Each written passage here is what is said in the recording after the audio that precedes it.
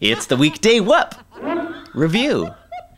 Today I'm gonna do a review on a brand new website called Facebook, which obviously isn't a new website, but they keep making changes to it so it almost becomes brand new. Nifty! It sure didn't take long for my newsfeed to be filled up with people complaining about the Facebook changes, which is kind of ironic since Facebook is deciding what I see there, and they're deciding that I want to see everybody complaining about their website. And let's face it, we're human beings, we don't like change. If it ain't broke, don't fix it. That's called innovation.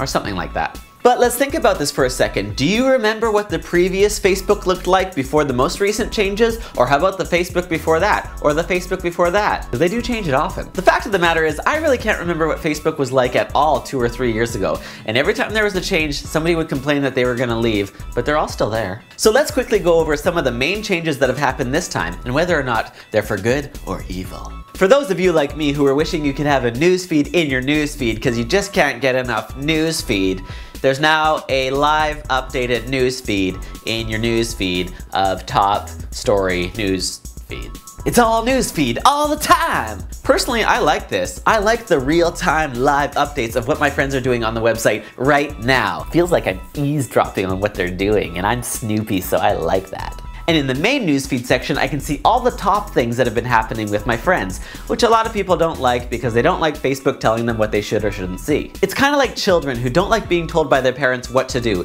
even though it's in their best interest. Facebook uses a really advanced and complicated algorithm created by engineers and scientists and highly paid people that you should respect because they make a lot more money than you do. So now if you go on Facebook only once a day or even less, you're gonna see the top things that happened that day as opposed to just what happened in the last half hour. It's kind of like when you watch the news on TV or on YouTube. You basically get a recap of the day's top stories. They don't just report to you on whatever happened in the last few minutes to some random person that you really don't give a crap about. So if you have a friend who announces that they're engaged, that might be more important for you to see than the friend who announces that they're making a sandwich. Otherwise, the newsfeed would just be the most recent stuff posted by anyone you're connected to. And while you might think that that's what you want, when you actually take an objective look at it, doesn't it make more sense to not have to see that the person you last connected with in 2007 is taking their dog for a walk, as opposed to somebody you actually care about and you're in touch with posted a picture of their new baby 6 hours ago, but you don't get to see that because all these random people are just posting crap non-stop. Make it a sense?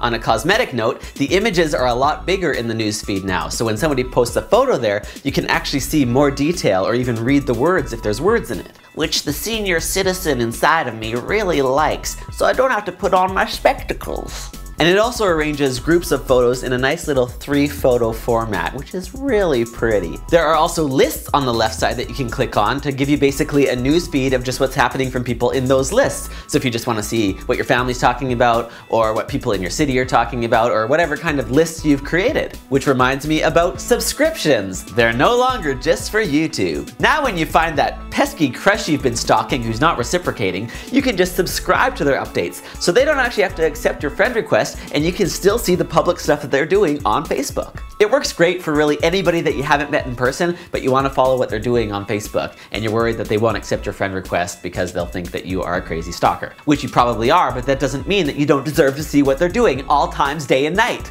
Anyway, I give the Facebook changes a thumbs up because, you know, it's gotta change and innovate and grow if it wants to stay ahead of the competition, which it of course does. So you just gotta get used to it and roll with the punches. Rolling punches. And if Facebook didn't do that, they'd basically become the next MySpace. That's why people don't use MySpace anymore. They were just too slow to make changes. Oh, and the best part of this website? It's free! That's right, all of these amazing features on this website, one of the most visited websites in the world, and it doesn't cost you a gosh darn cent to use. So when you think about it, you really got nothing to complain about because if you don't like it, there's basically a money back guarantee. You'll get back all the money you spent using it. So I recommend you try the new Facebook. And you don't really have a choice anyway because everybody's on there and it's not like you're gonna leave. Thanks for watching, and I'll see you on Google+. So there's my review on Facebook. Are you guys actually on Google Plus as well? I am, but I have yet to use it. I hear great things though about the whole circles feature and all that, so I definitely gotta try it out. I'll put the link to my Google Plus and my Facebook page in the description below. Let's connect outside of YouTube. There really is life beyond this website, or so I've heard. Tomorrow's video will be a parody, and guess what? As usual, I have no idea what I'm gonna do. And as usual, I'll pull something out of my butt and try to make it magic. That was an interesting way to phrase that. Anyway, thanks for watching, and I'll see you tomorrow. Toodles! If it ain't broke, don't fix it. That's called innovation.